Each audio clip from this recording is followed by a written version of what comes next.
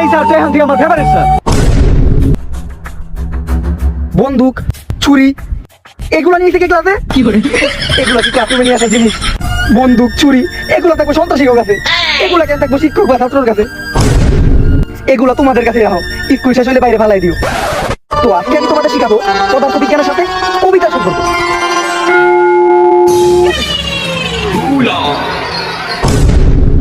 আমরা তাই কইয়াছিলাম স্যার কবিতার সাথে পদার্থ সম্পর্ক কি?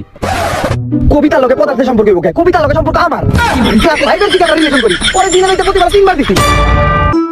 না মানে কি করে কবিতা নিয়ে আমি কোনো আলাদা কথা বুঝতে না। কবিতা শুধুই আমার। আর এখনো পদার্থের ক্লাস চলে কেমনে? ঘন্টা না পড়ছে এখন জীববিজ্ঞান ক্লাস। আর জীববিজ্ঞানের কিসের সাথে সম্পর্ক? স্যার কোষ আর প্রাণীর সাথে সম্পর্ক। না, জীববিজ্ঞানের সাথে র‍্যাপের সম্পর্ক।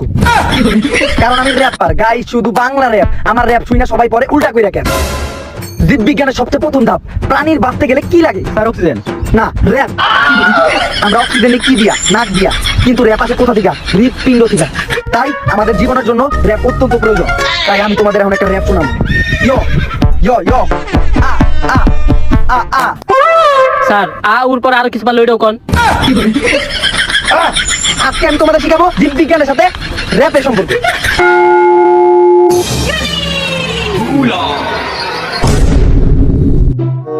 তা আমরা কোন ক্লাসে জানিছিলাম? পদার্থ বিজ্ঞানে।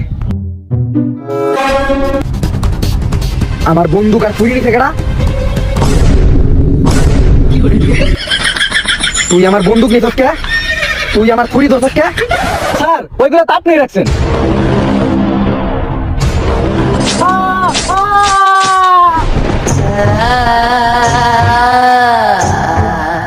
তো করে বই তো কইছে কেডা? স্যার আপনি তো কইছেন। মিথ্যা কথা কইলি কে তুই? এই মুখ দিয়ে আমার লগে মিথ্যা কথা কইছস?